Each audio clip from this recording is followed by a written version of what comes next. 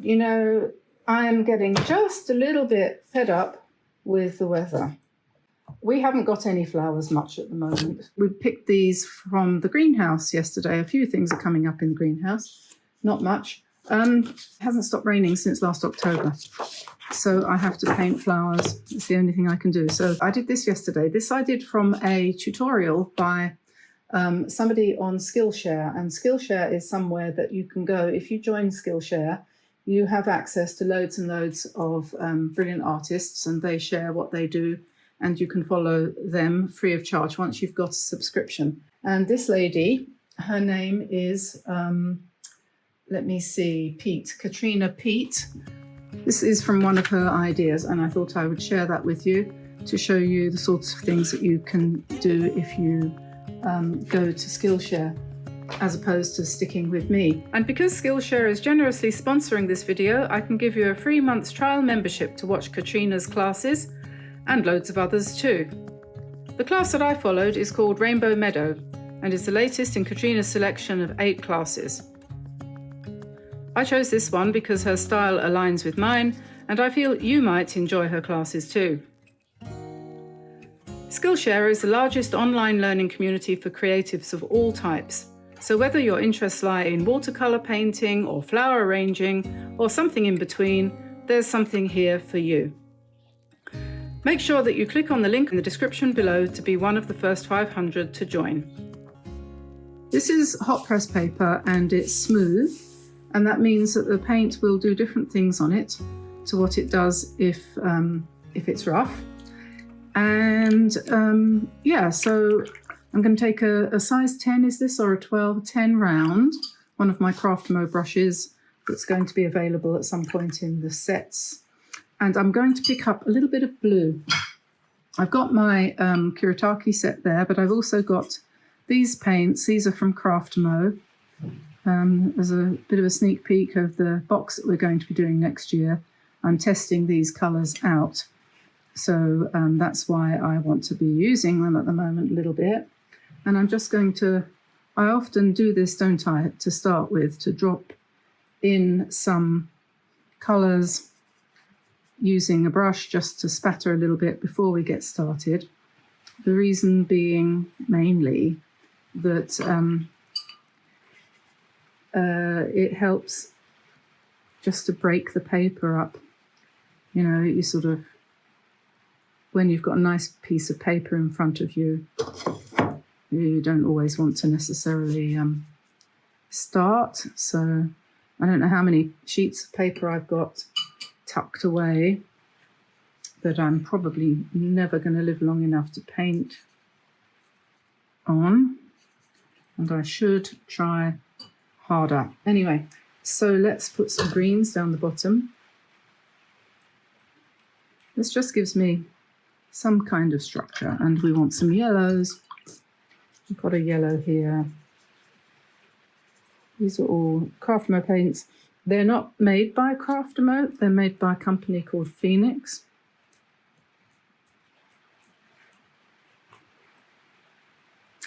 And I think they're pretty good actually. So now, having done that, we're going to now paint our flowers on top of that. And I'm going to start, I mean, these colours, it doesn't matter what they were, but it was cobalt blue, Windsor violet or dioxazine violet, lemon green, cadmium yellow, sap green, basically. Now this is Potter's Pink. I shouldn't do that. I'll drop it all over my brilliant paintings. This is Potter's Pink. And I'm just going to mix a little bit of alizarin crimson with that. Give me a nice soft pink. And then let's put this in the middle here. I'm going to paint in a poppy or daisy or something like that. You can have a few of those. Have another one over here. If you use your brush on the side, it's better than using it point on when you're doing this kind of flower, because you just get the petals this way, you see. You can see how that works, can't you? So we've got 3 there. Let's make Another one down here a little bit redder.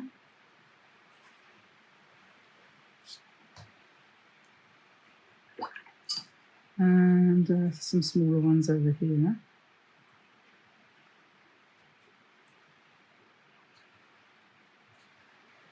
And then we'll switch to a different colour. And this painting here, this is quite nice what she did here, because she used delphiniums as a kind of vertical feature, which is quite nice. And I think I might do that as well, actually, again. So I just need to clean my palette. I'm using white china plate as my palette.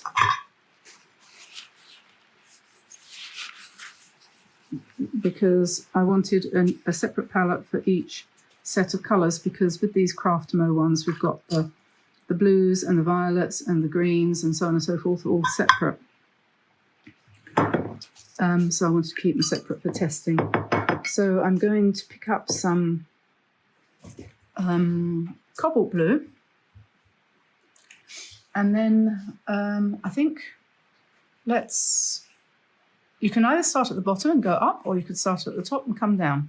If you start at the top, you want to start with some green, and that wants to be a sort of yellowish green, because that's what it is at the top of a delphinium. So we'll just put in some yellowish green there, and then we'll clean off our brush and go to the blue and just kind of dance our way down. The one that I did, I followed her instructions, and I started at the bottom like she did, and this time I think I'm going to do it slightly differently. Either way works, but if you start at the top, you might get a slightly different effect. So do that. They're not terribly fat, delphiniums.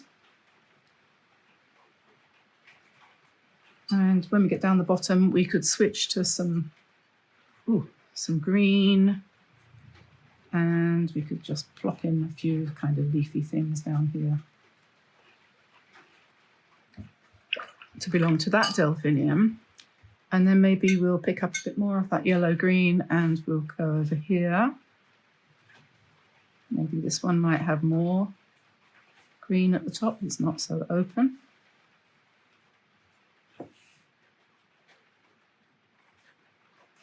And if you keep them vague, you can then, when you paint your poppy stems and things, you can go over the top. And as you go down, you're picking up some of the dots from beneath, yeah?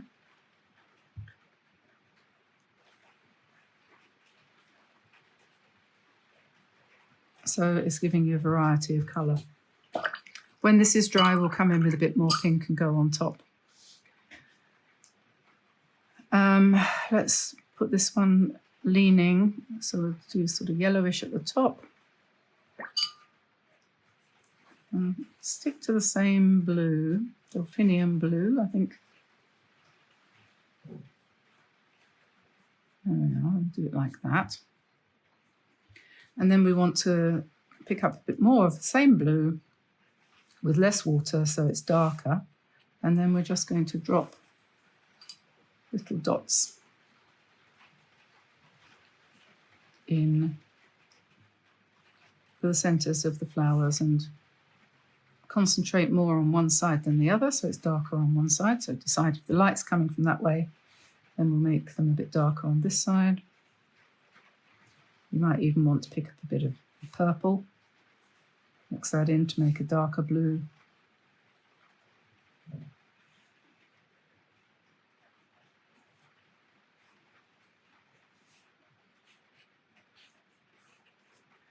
And we'll let that dry. A bit more purple, a bit more blue. We'll come in here just a little bit less on this one, because we want it a bit lighter, because it's in the background. Just let that blend in. And then, yeah, let's go back to the mauve, and let's give ourselves some flowers in the distance. Purple. You could also, we could have some small things in the foreground. Let's put a purple one in the background here and here. As your brush runs out and it gives up, it will get lighter.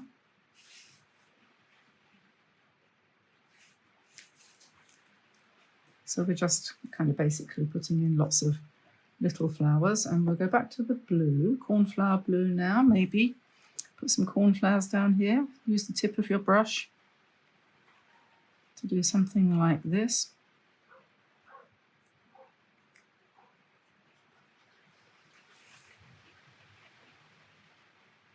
If you leave a space in the middle, you'll be able to put a yellow center in later. You can just do half of it if you like. You don't have to make them completely round. Like that.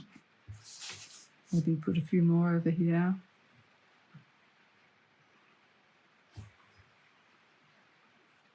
I think it might be time to go back to the pink and strengthen that.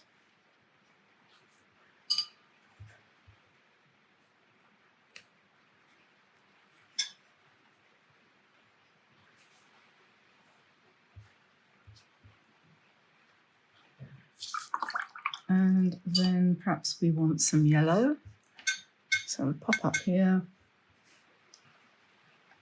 And oh, you can have yellow poppies, can't you? So let's just do some nice big yellow ones.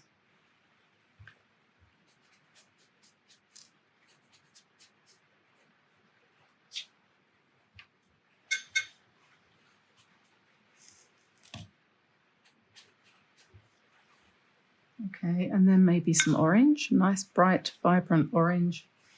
And we can do some small daisy type flowers, daisies, asters, whatever you want to call them. Some of my dots from behind are still a little bit damp, and that's good because that means that they're blending. And in a minute I'm going to put some stalks in.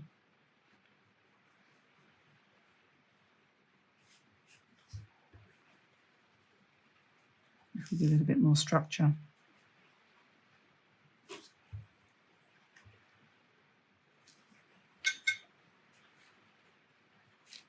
A little mixed bit of that orange with the yellow to do the front of those yellow flowers there. The front petal is always a little bit darker somehow.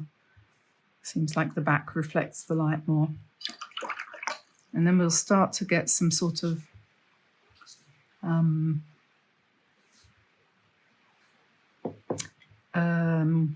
some shape.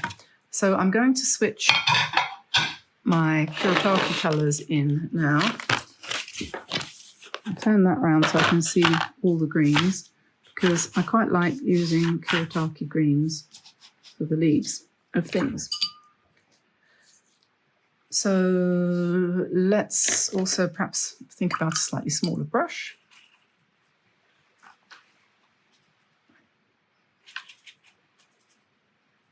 And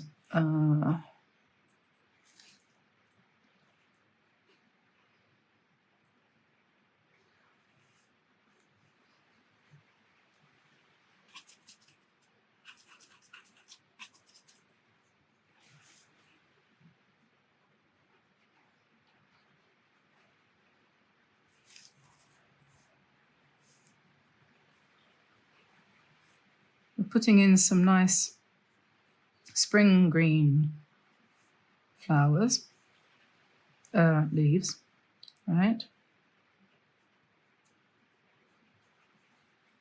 And then once you've got a few shades of that in, pick up some more darker colour and just drop it into those leaves so that it can blend.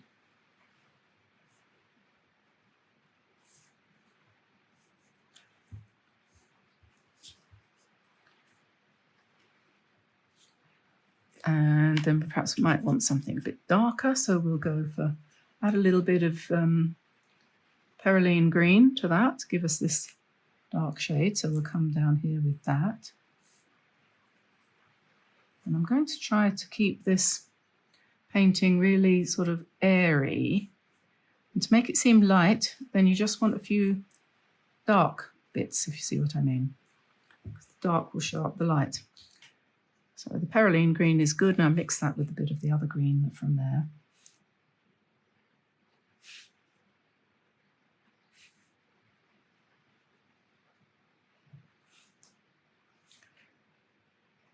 I won't be able to see all of the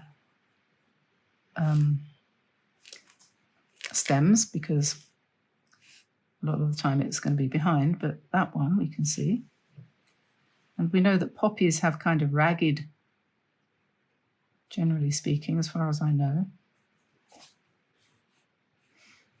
So just putting stem in here in this delphinium and this poppy. Come down here and we'll do a ragged.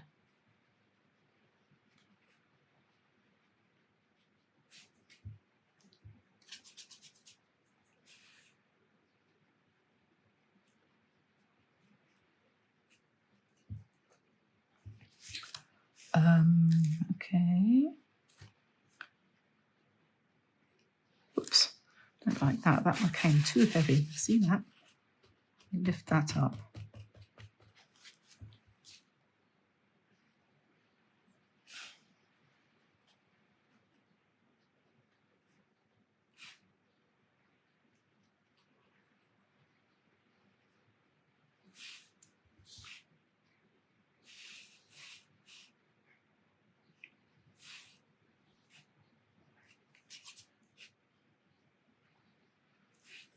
And we've got these little ones here that all need stems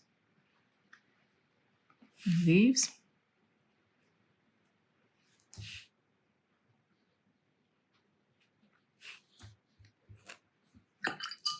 Maybe we need a little bit more blue in here.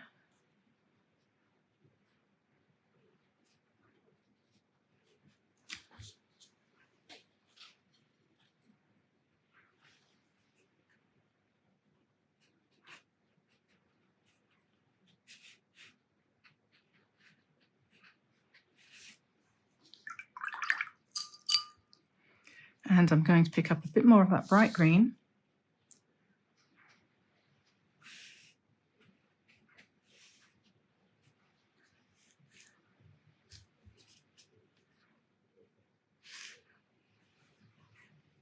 It doesn't matter if your leaves and stems don't really go anywhere. It's fine. The AI says so. It says that's fine. You don't have to join on to anything. Okay, joined up thinking is not necessary. So I'm just going to put some dark sort of buds in here and there.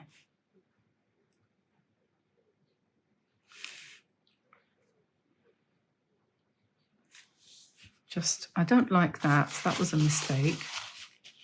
So we'll pull that out too. It won't matter.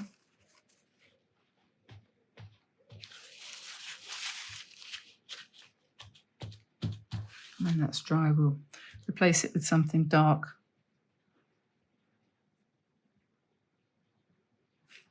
Opening up some of these buds that I've put in here, which are nice and dark.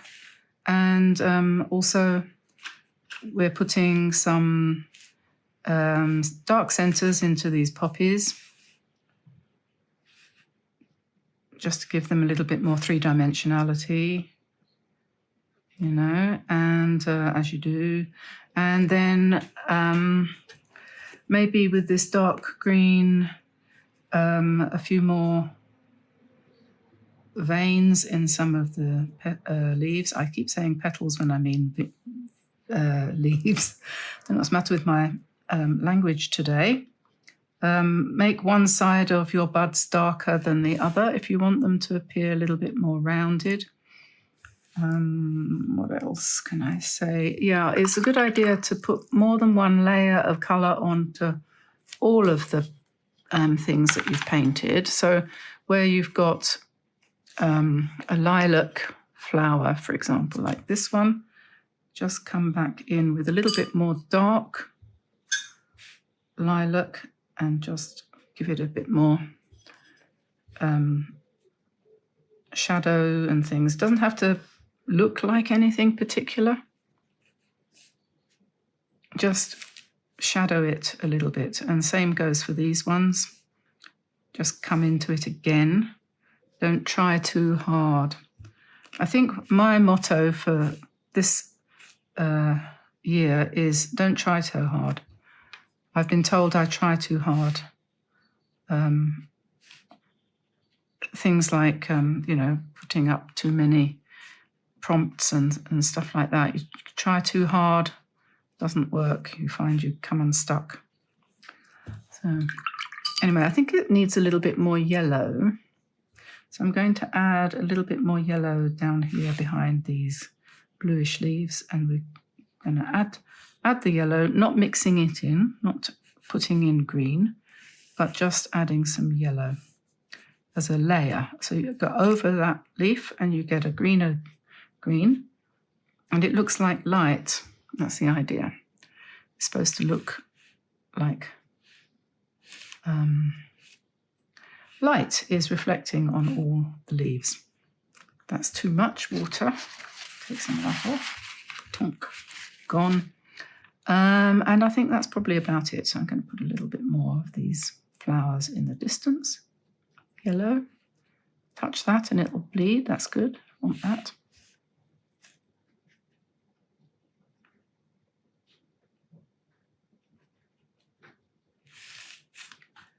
It's kind of the idea of sunshine in the distance and big yellowish flowers over here. And then maybe take some of that yellow and put it in some of the green to give us a little greener green bit here. Imagine there might be a tree over here or something. And then perhaps a bit more yellow, a bit more green. Gives it a little bit of, what's the word, substance. To have a little bit of variety down there. And on the other side, we're going to have mauvish blue over here. Hello, Maud.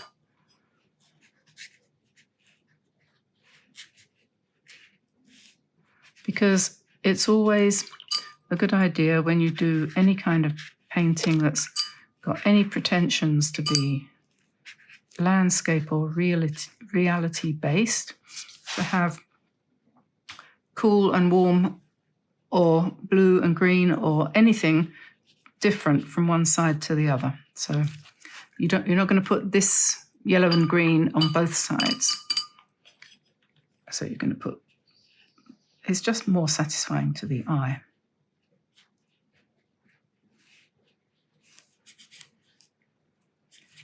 And when this background has been done, you won't even notice it's there.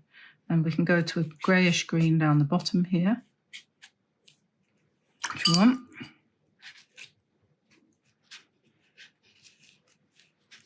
Now remember, we're painting this on hot press paper, not cold press. So again, it has a completely different feel to it. And if you haven't tried hot press, then I recommend that you do, because you might find you enjoy it. I'm not terribly happy with this particular petal, but there's not much I can do about that, so I'll just lift a little bit of it out and hope that the fairies get to work with that overnight, and it'll probably look better in the morning. And this delphinium wants to be a bit wider. Again, that will settle down come the morning. And I don't want to paint into all of the white that's all splattered around here. All that white can stay, and that will be probably the best impression that you could have. Now, I can see immediately, I have stood up and I'm looking, and I don't like this. I've done this conjunction of shapes thing that everybody does by accident. This echoes this, and that's not good. And so how can I fix that? I didn't actually even notice that until I added that little bit there. So maybe I can take that out.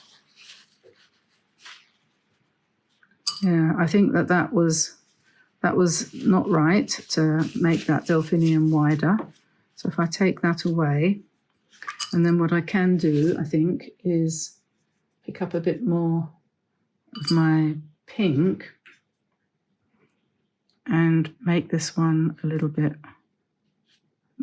as if there are two of them, and put this one down here, perhaps, and give him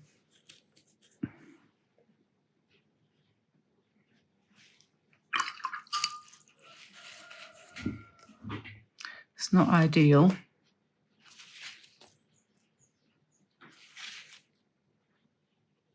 If you're going to make a mistake on a painting, you better make it right slap bang in the middle. That's always the best thing to do, because that way you really can't do anything about it.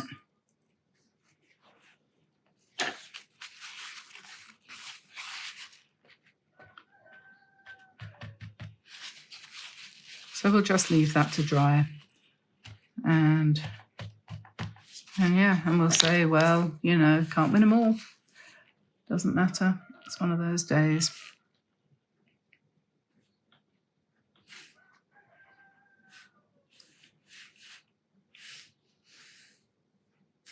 Yeah, I'm going to stop now. So I'll let you go. Hope you enjoyed that. We're having a little bit of a stressful time here at the moment with so many things going wrong, but nothing serious, so shouldn't complain. And yeah, so I'll let you go, and I hope you enjoyed that. And I know I did. I did, really, honestly. And yes, don't look at that bit, but look at that bit. That's the nice bit. Yeah. Okay. Oh, by the way, you could actually, if you wanted to correct any mistakes you make, you can always come in with a, you know, what do you call it? Pen, and do lots of lines all over it to make it into something else. And that's another way of dealing with issues if you feel you've made a mistake. But chances are, if you do make a mistake, you'll be the only one that sees it. It's always like that. That's the joy of painting. Painting for joy's sake. That's my middle name, by the way. Joy. Wouldn't believe it, would you? Anyway, I'll let you go. See you soon. Bye for now. Bye-bye, everybody. Bye-bye.